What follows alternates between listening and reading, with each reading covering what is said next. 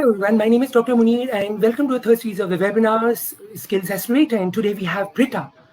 I think Hi. so I was going a bit faster. Let me speak a bit slower now. Hello everyone, I am Dr. Munir Musa and I am the volunteer director of Global Forum for Teacher Educators. Welcome to the third series of webinar. Dear participants, when I introduced myself at a faster pace, it was surely difficult for many of you to catch up.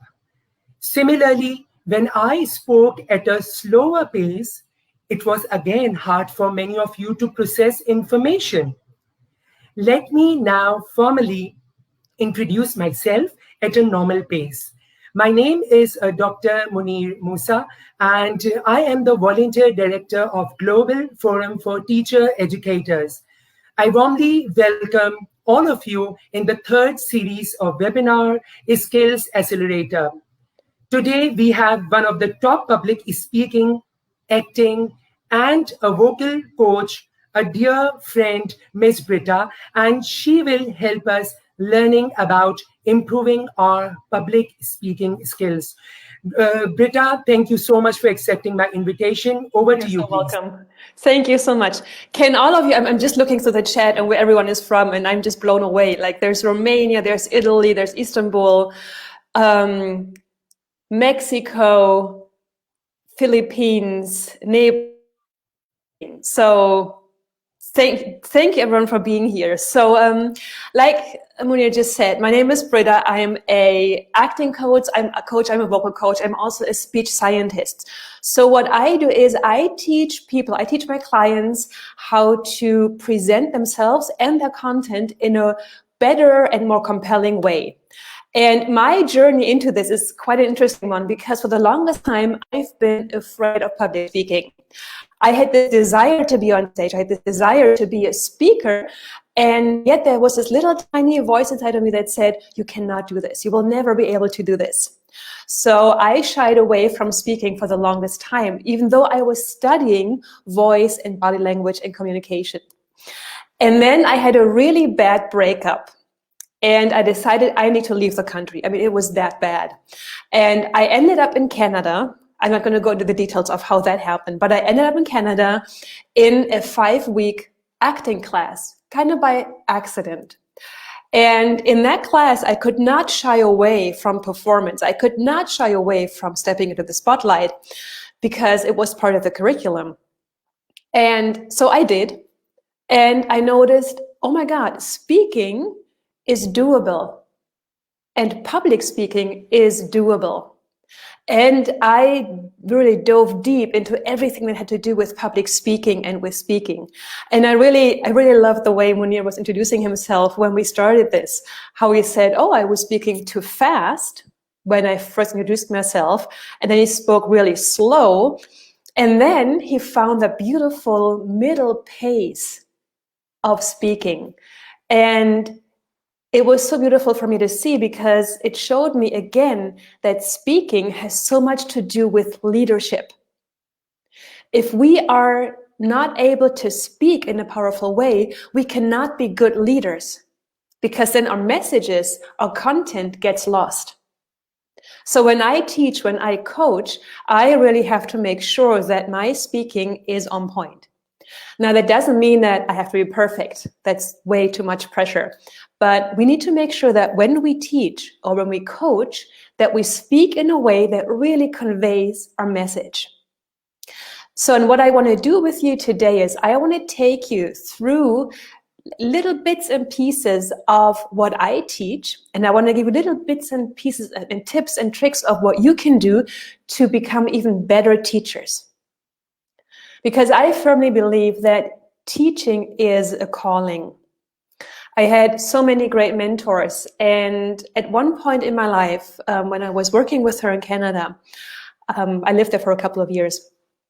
I said, I was struggling with the thought of, oh my, I'm teaching so many actors. But what about my performance? I am just a teacher. And she looked at me and she said, Britta, don't ever think teaching isn't a calling. And being a good teacher is such an art. So that really changed my perspective, and I put everything I know into being a good teacher and a good coach and of course a good speaker. So that's what I'm going to do. I'm going to take you through a process of what I teach for about 20-25 minutes, and then I'm going to open up the floor to your questions. So whatever questions you have, I will be happy to answer, and of course I'm going to provide you with more content in the end if you want to keep going. I have the comment section up, so if anything happens, someone else from Romania, Alina, Nadia, hello. You know what, I'm just going to share this story. I have a really dear friend in Romania, and his name is Isabel, and I met him in Hamburg where I live, and he was actually sitting on the street, and he was trying to come up with money to go back home. And I walked up to him and we had this really interesting conversation because I don't speak Romanian, he didn't speak German, so I had my Google translation app and we tried to go back and forth. So I gave him money to go back to Romania, and we became friends ever since then. And we've been in touch for the past 3 years, and it's been beautiful. It's very unusual and a very deep friendship. So, but let's dive into speaking. I want you to imagine you are at a conference and you're very excited because there's a speaker you've always wanted to see. And that speaker walks on stage and you're excited. I really want to see that person. Hi, Gazelle from the Philippines. Welcome. So that speaker walks on stage and he or she opens their mouth and out comes this. Oh, hello. I'm very excited to be here. This is going to be really interesting. Let's start. My topic is really, really important, and we're going to have a lot of fun. You probably will not believe that person, because even though content-wise that person says, I'm excited to be here, this is really important, you will not believe it because their voices and probably their body language conveys a very different thing. And as human beings, we always believe the voice over the content. We always believe the voice over the content. This is so important. You can say, I'm happy, I'm excited, I really want to be here. You know, if I said, I really want to be here, this is good, and this is really exciting, again, you would believe the voice. You would not believe the content. Now, and this brings me to the 3 pillars of a powerful presentation, of powerful teaching. And the first pillar that I always talk about, which is so important, is it's not exciting, I know. So the first pillar is what we call the verbal. That's the content. So the content is the way I structure my speech or my training. The content is how do I involve my audience? The content is, do I use humor? Humor is so exciting and so important, I personally find. Do I use humor? How do I use language? This is so interesting.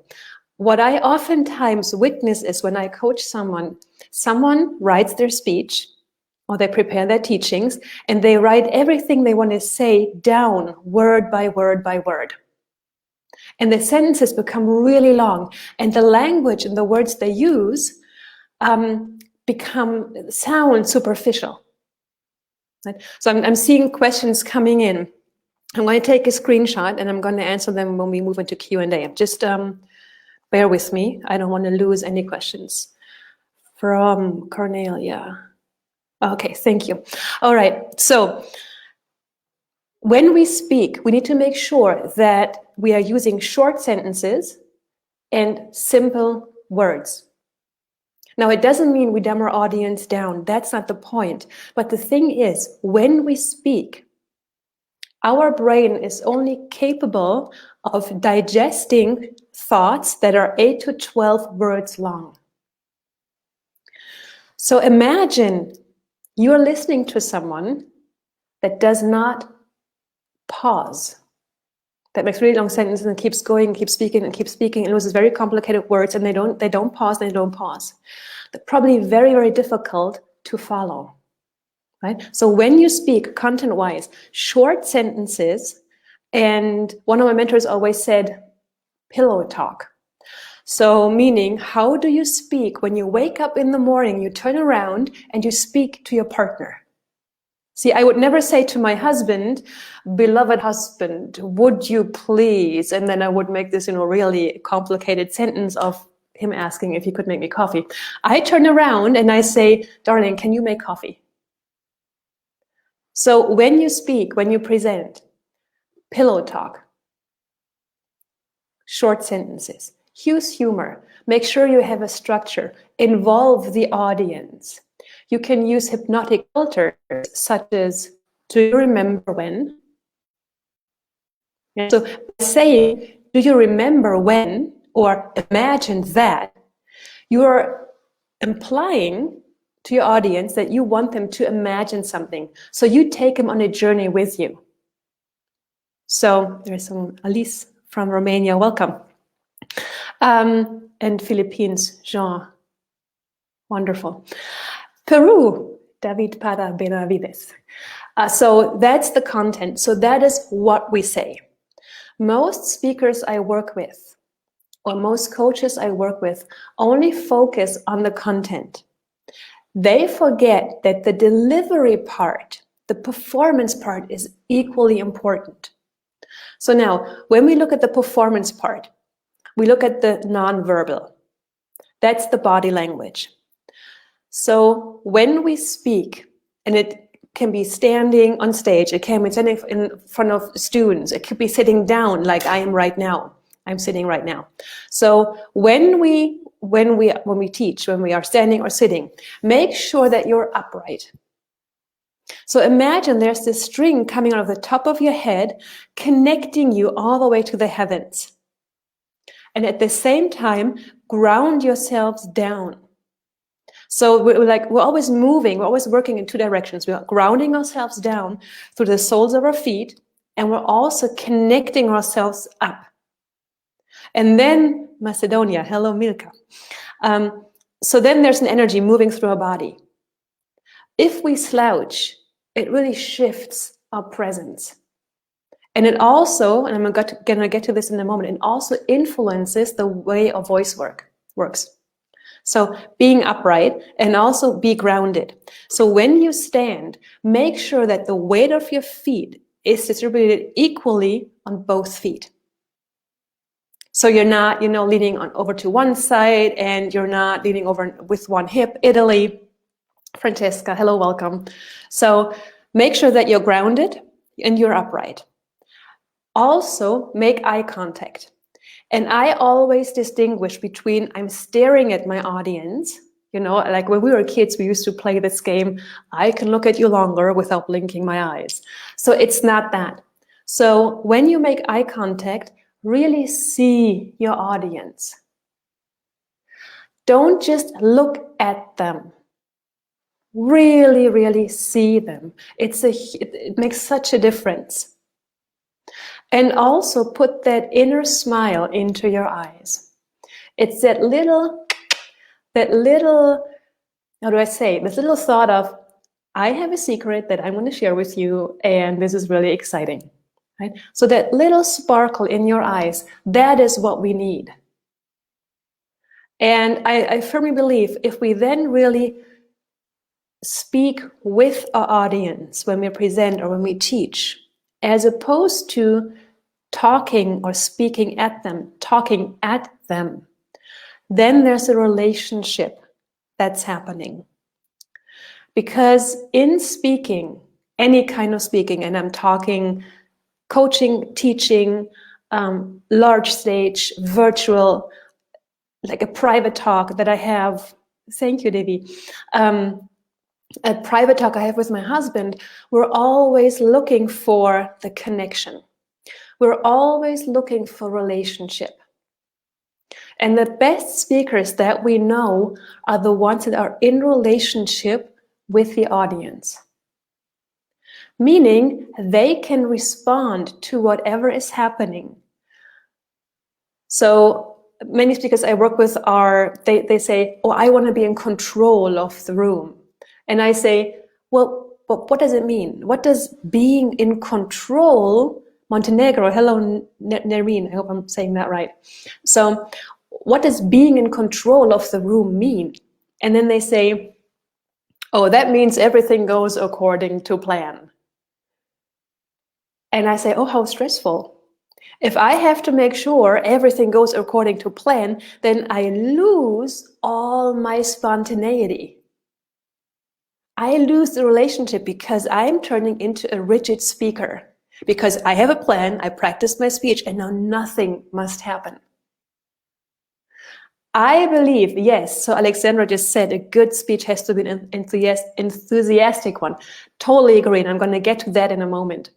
So the more responsive we are, the more in control we actually are. The more I can respond to what's happening, the more I can turn things around in my favor if something goes wrong.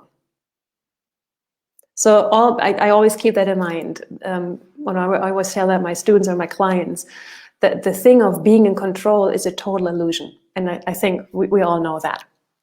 So that's the inner smile. Now, oftentimes the question arises, what do I do with my hands? Right now, you can see my hands right now. So you can see that I gesture like a mad woman. So Albania, hello Luciana. So gestures are really interesting because it's really difficult to teach them because there is no rule. There are things we can do to make them powerful, but there's no rule such as whenever I say the word I put my hand on my chest. Whenever I say the word sleeve, I do this. That's just really bad acting, right? So there's no such thing as the golden rules for gestures. But what we need to do with gestures is we have to keep them in our belly button area and in front of our body. And then we just have to connect to our text. We have to connect to our presentation, to a topic. And studies have shown the more connected I am to like my inner sense of urgency and my topic, and the more I am in a relationship with my audience, the more natural the gestures will come. So yes, Cornelia just said, for the beginners, hands are a big problem. And I can totally see that. So what I always suggest is take a pen. It really gives you a sense of security. Now make sure, I have a pen here. I'm going to just lift my hand up so you can see. Now don't grab the pen like this. So maybe you can see that my fingers, are turning white because I'm holding on for dear life. Also make sure you're not holding it like this. It becomes this. Well, I always told you. Put it into your hands, like really, like loosely. You can see this is really relaxed. And then you can start to use your hands and your gestures. Right? So that helps. Also, what I just said, just take the focus off the hands. The thing is, the more I focus on the hands, the more I lose my audience, the more I lose my sense of mission and vision. So connect to what you want to say and why you say it. And then the hands will just dance. Philippines, Irene, hello.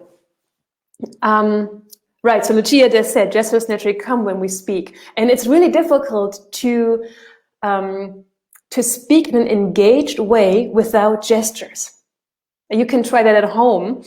You can stand in front of a mirror and you can just let everything hang, like your hands and even like your face can go bland a little bit. And then, this is going to look funny. This is going to be shared, right? Thank God I have no sense of shame.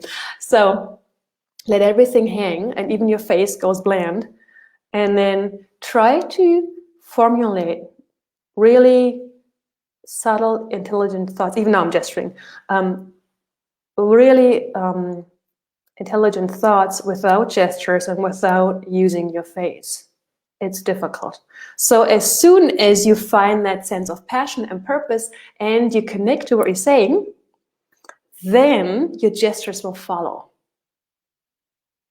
And we need the gestures for our thoughts. I don't know who said it, but there's a beautiful saying, and they said, in a way, our gestures are the midwives of our thoughts.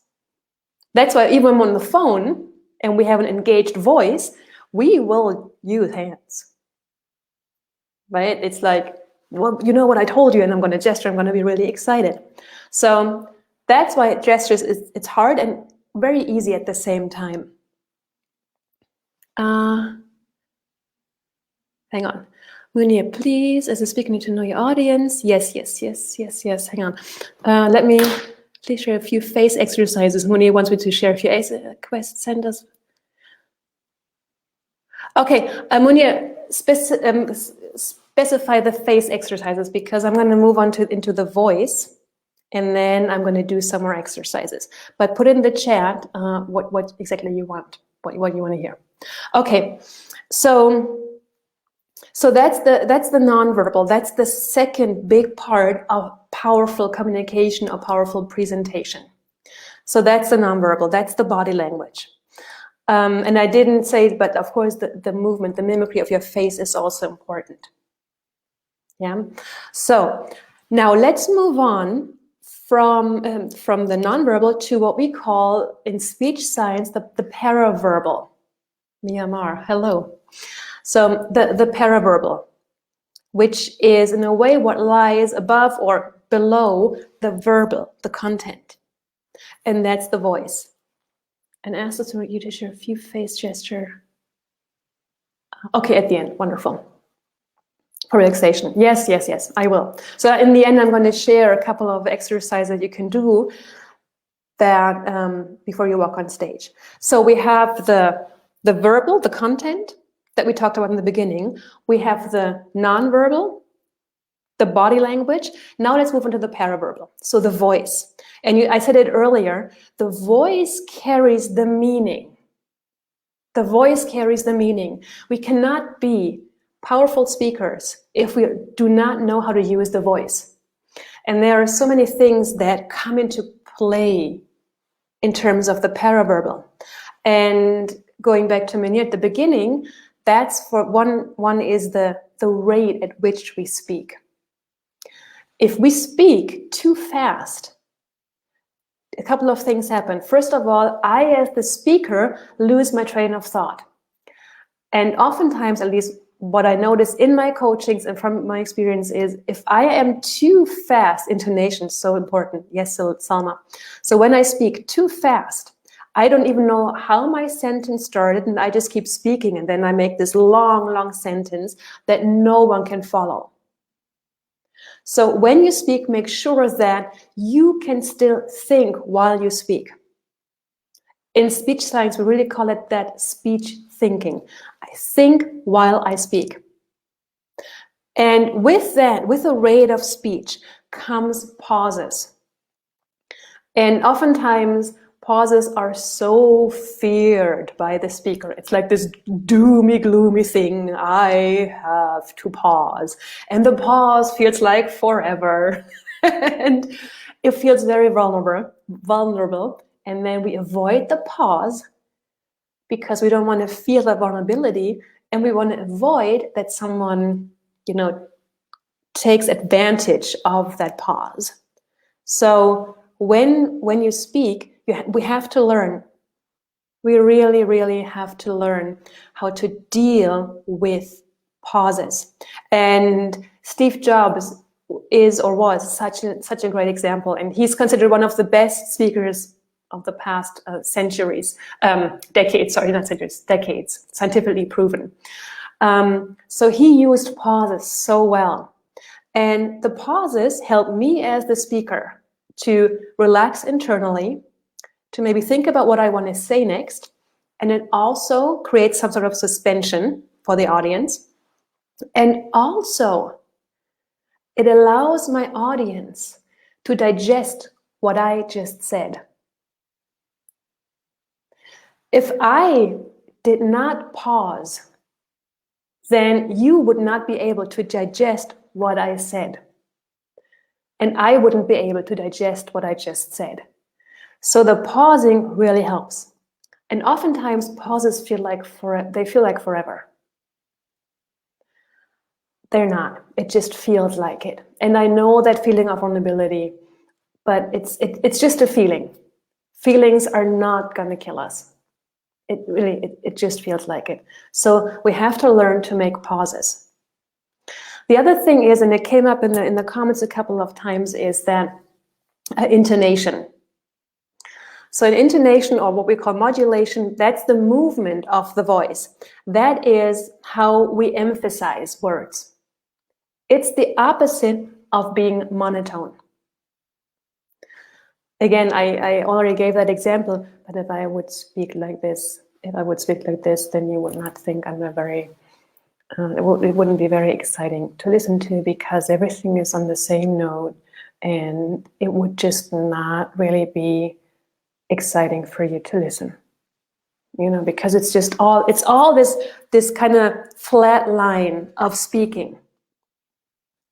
So what this is, okay, I'm going to set up. This is so interesting. You mentioned the study. I'm not going to take a picture of that. I'm just going to remember that. So the 7% words, 55 body language, and 38 tonality. Actually, that's not true. I'm just going to burst the bubble right now. I know that study has been done. It's been quoted a lot. Like only 7% is the content, and the rest is voice and body language. This study that was conducted was actually so limited in the way it was conducted. And not because the scientists didn't do a great job. That was all good. And they were really not happy themselves that it's still being quoted that way. It's a bit more subtle than that. So the content is actually counts for more than 7%. So intonation, that's the movement of the voice. That's the modulation. That is what makes you think a speaker is excited or passionate or not. Whether they are or not, we really don't know. But if I use my voice, if I go down, if I go up, and plus I use my face, my gestures, the body language, and have inspiring content, then you will think, oh, she must be really passionate about what she's saying. Right? So even, and it came up earlier, someone said, what if I have a bad day? What if I really don't want to do this? This is how you do it. You just find the one reason why you speak, because there's always a reason why we speak. And then you just modulate your voice like crazy. And it probably feels like you're exaggerating. And to your audience, it might feel really, really normal. Right? So that's how we do it. So by using certain tools, you can sound excited and passionate even though you might not feel like it. Right? Okay, so someone just said pauses. Let me just scroll back. Practice, pause, and breathe. Yes, so true. And yes, thank you for bringing that up. It was Agnes. Practice is so crucial. Sometimes I hear, oh, someone is a natural speaker. I think it comes easier to some people, but I firmly believe everybody can be a public speaker. We all have it in us. Whether we're an introvert or an extrovert, we can all do it. It really is a matter of practicing. And all of you know that saying, practice beats talent anytime. And even Steve Jobs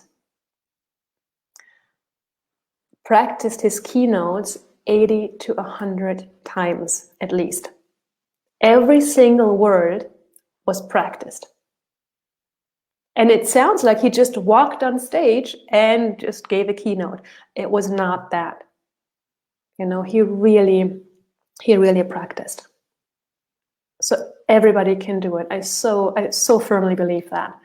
Now, another thing is that when you speak, make sure that you do not use a lot of what we call disfluencies, which is things like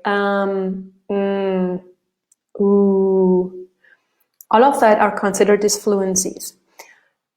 When they pop in once in a while, it's totally normal. It's really no big deal. If it happens a lot, it actually lessens the influence of your message. And it's considered disruptive by your audience. So instead, and we do that for many reasons. So one is we want to give ourselves some time to think.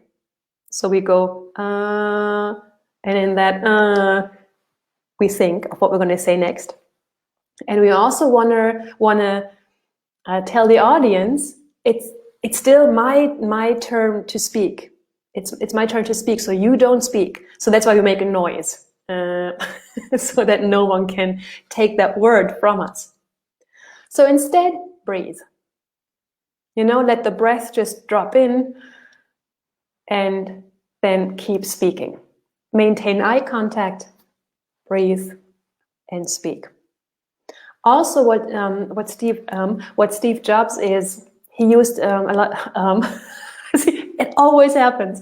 He used a lot of variety in his voice, which we talked about earlier, which is the modulation, which made up for his fairly high-pitched voice. So his voice is higher than that of the average male. And usually we tend to trust lower voices more than higher voices.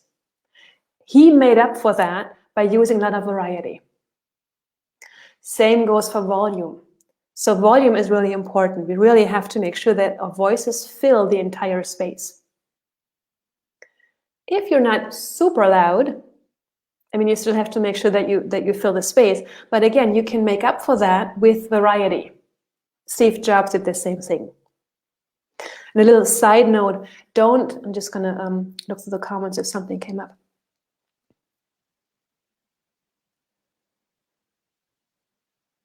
Okay, so it's funny how that sneaks in. What was I going to say? So Steve Jobs made up his high-pitched voice through variety, and also the lack of volume. He still was loud, but he wasn't overly loud by using a lot of variety. Now, don't ever rely on the mic to make you louder. It amplifies your voice, but it only amplifies only what's there. So if you mumble, you just mumble loudly. If you speak monotone, you just, speak monotonously, loudly. So make sure that you would be okay without a mic, because the mic only amplifies what's already there. Now, so that's the paraverbal. That is what we're going to pay attention to when we speak.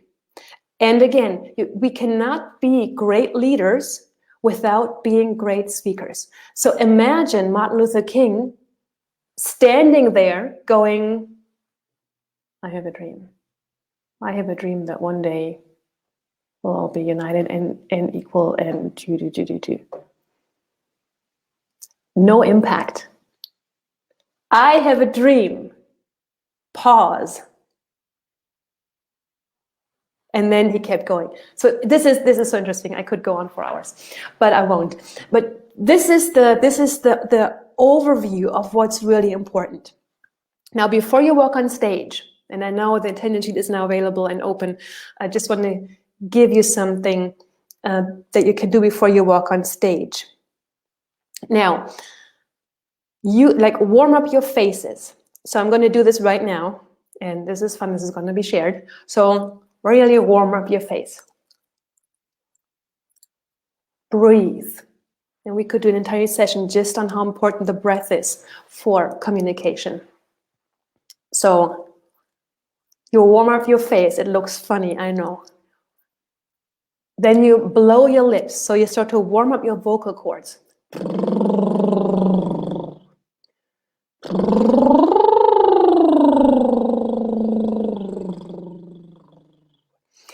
Then you tap out your entire body. So Cornelia said there's a connection with vocal music. Absolutely. Speaking, excuse me, we're in the countryside and it's very cold and the office has no heat for whatever reason. So I caught a cold. So in a way, speaking is like singing. In singing, we just make the vowels very long because the vowels carry, that's how we create the music. So tap out your entire body. So yeah, so and Agnes, again, humor and emotions, totally true. I always say we shouldn't take ourselves too serious when we speak on stage or when we go live.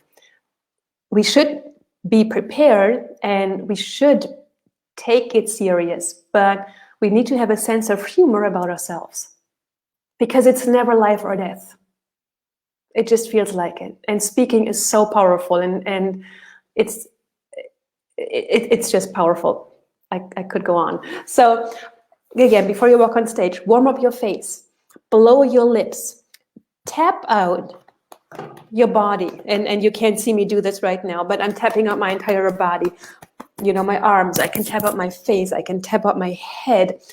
Lift your shoulders. Find your breath. Ground yourselves. Make funny faces in front of a mirror. You could also, I sometimes put on music and I just dance. I love Bruce Springsteen, and I put on Bruce Springsteen and dance. So anything that gets energy going, and then connect to your mission. Put yourself in serving mode. Yeah, so a lot of stage fright comes from because now I focus on myself as the speaker. We're not important on stage. We're just the messenger. My audience is important. How can I serve my audience? So I put myself in serving mode the entire time. I don't have time to worry about myself. So that is really important. And then you walk on stage with a sense of purpose. And we could talk about presence and acting and stage, you know, owning the stage. We're going to do that another time when you, I'm just putting that out there. So really important. Now, that's all I wanted to say. So I wanted to give you the arc of content, the verbal, nonverbal, and the paraverbal. I'm going to open up the floor now for questions, if there are any, or for thoughts. And if you want to know more about me, you can go to Seeger-Wenske.com. You can also send me an email. Munir has my email. Okay, I put my email in the comments if I can. No, I can't. You can end up on my list, and we're going to do lots of trainings. And we have a really, we just released a video training, which is really cool. So let me know any questions. I'd be delighted to chat and answer. And go away, ask away.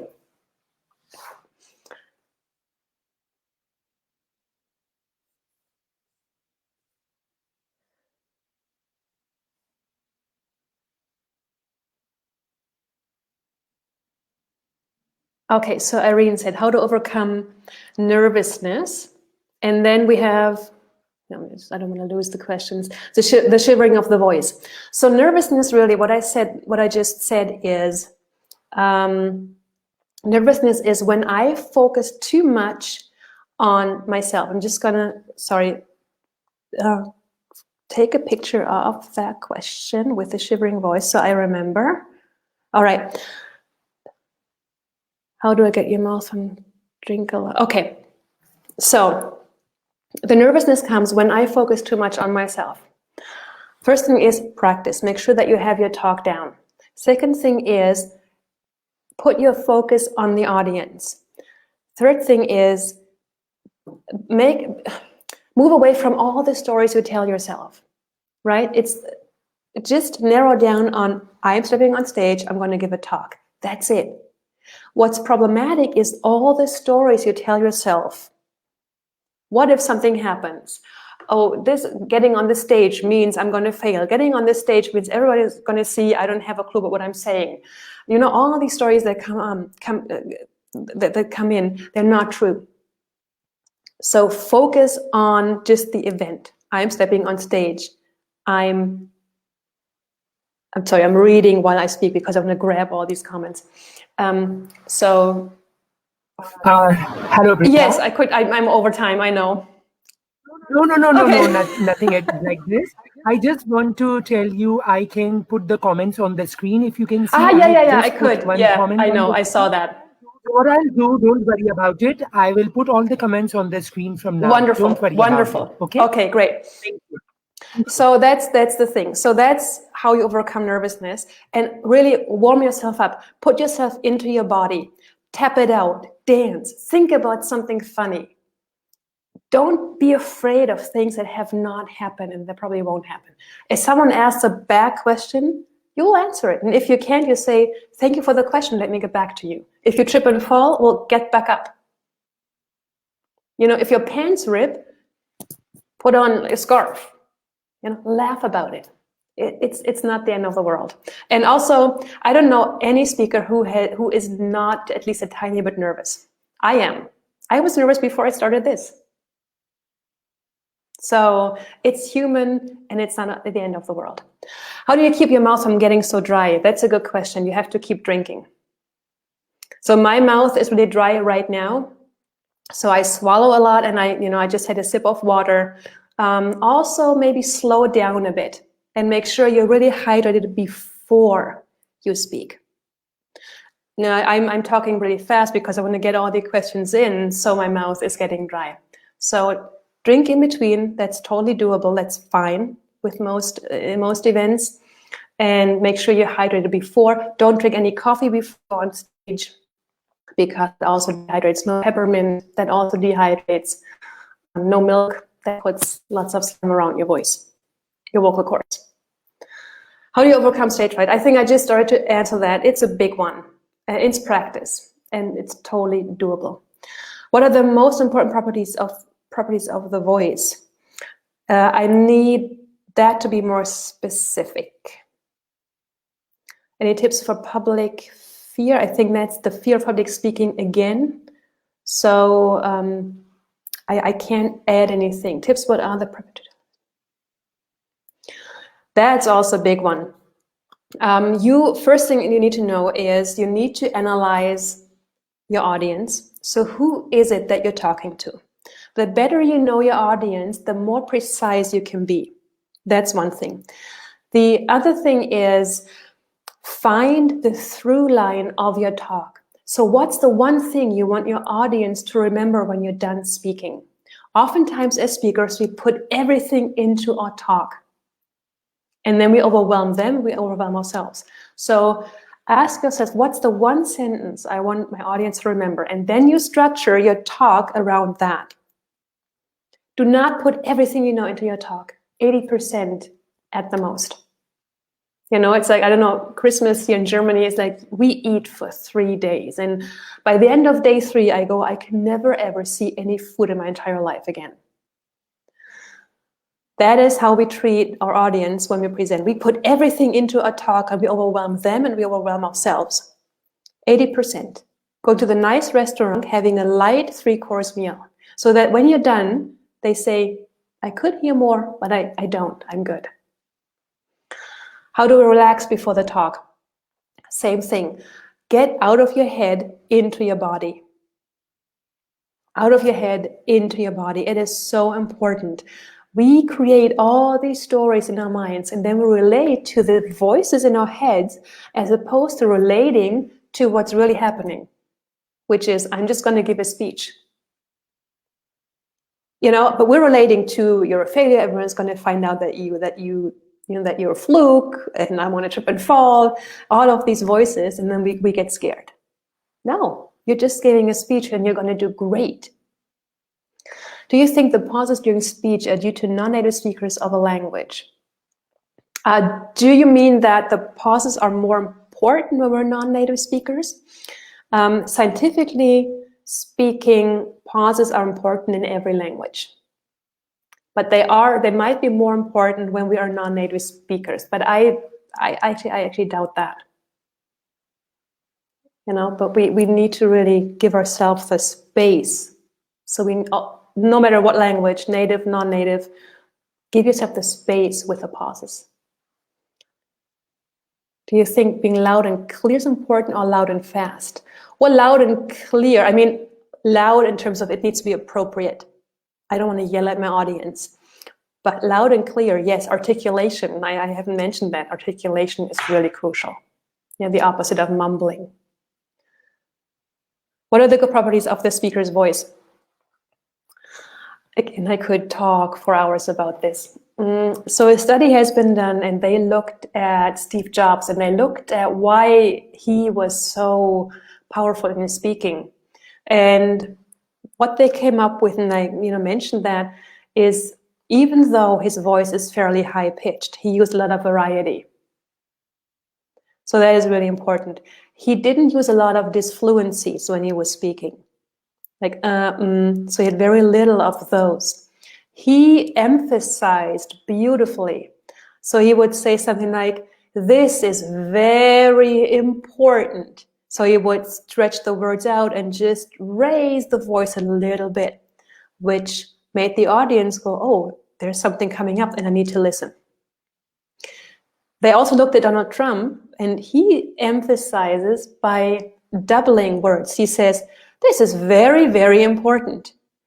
This is actually considered childish by the audience. So I hope that answers the question a little bit. Tips on who have a high pitch and very near to a mic.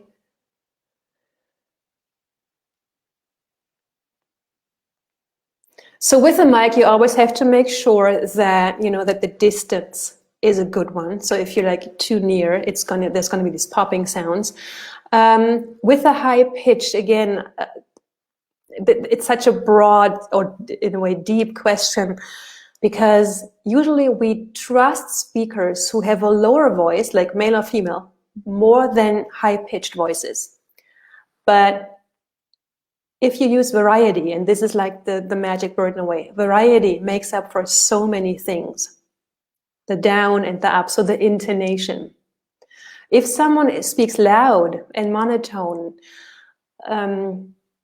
make them pull the voice back a little bit, and then give them an exercise. If you give them an exercise where they have to exaggerate to be or not to be. This is super simplified right now, but they have to exaggerate and then have them pull that back and find a middle ground a little bit. And also ask them to fall in love with the audience, or speak as if someone said in the audience that they really, really love and care about. That sometimes does wonders. How to avoid fillers? Sound more spontaneous. So avoiding fillers, breathe. Like I said earlier, when we use fillers, it's oftentimes so that we give ourselves time to think. We want to think, so I use So simply breathe and then keep speaking. That's a practice. It sounds simple. It is actually quite a task to master. But that's the first thing. Breathe, speak. Breathe, speak. To manifest all this. Do you mean how can we be able to deal with all this speech right during virtual classes? Because my answer would be the same. Take the focus off yourself. So right now, my focus is not on me. My focus is completely on you and your questions, and how wonderful that it is that we're all here and that I want to serve you and that we have all these conversations going on. So I don't have time to worry about my face or what's going to happen, because everything happens. We're going to figure it out. This is so important. And Munir is coming in. So am I done? Did I run out of time? Britta, you can take a few questions. But if you want to take two or three more questions, you may. There are so many questions which are coming. So if you want to take let's take 3 more questions. Of course. Totally.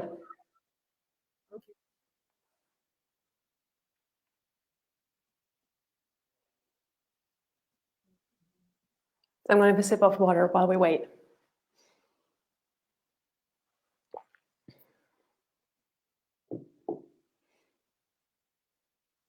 The exercise to practice the fluent speech. How would I to practice the fluent speech? First thing is, don't write everything down word by word. That's one thing. What I always suggest is either when you write it down in bullet points and then simply talk. Oftentimes we sound disfluent when we focus too much on saying something in a specific way. So it's, I wrote this amazing sentence down. I really want to say it exactly that way. And then it becomes this rigid thing because we focus so much. So either write everything down just in bullet points, and when you see this one bullet, you just know what to say because you are the expert in your talk. That's one thing. The other thing is that's like a memorization exercise that I love and that I use a lot is imagine a room in your apartment, a room that you're very familiar with. And now take your speech and find images for certain parts of your speech. And now place these images in your room, in the room you're familiar with.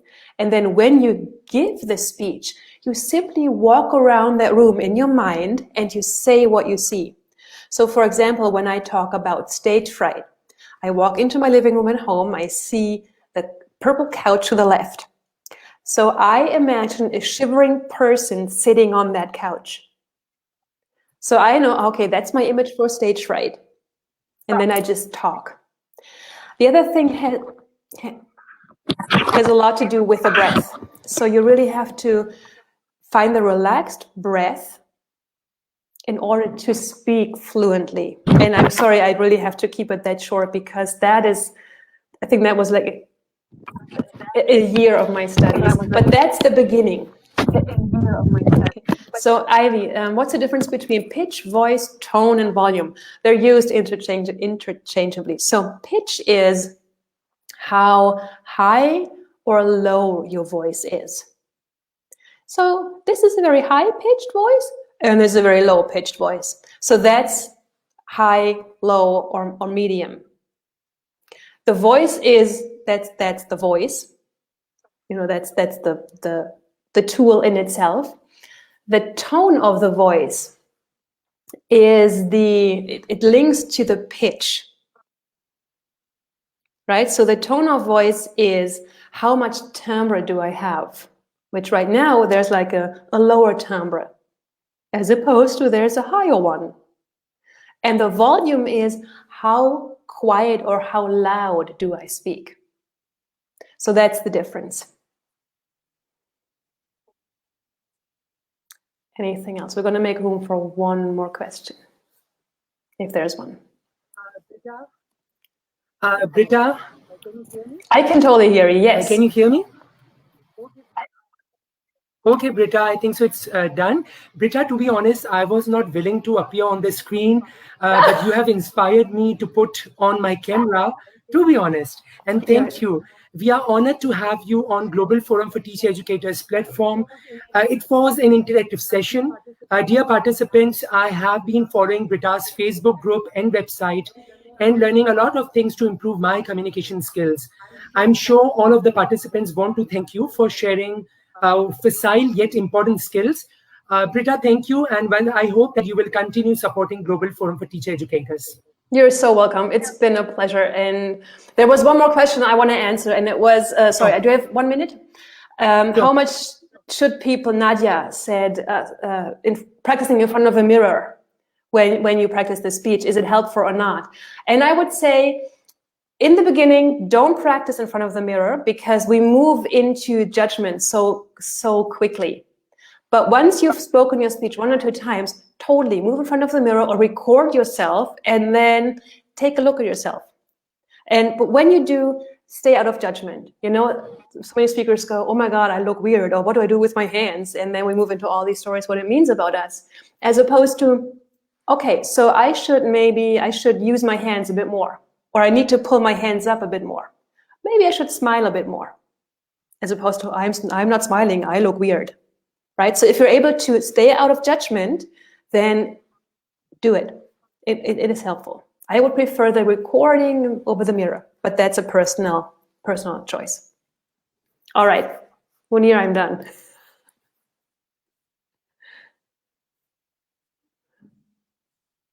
All right.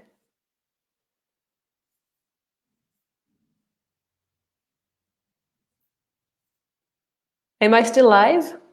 I just keep talking.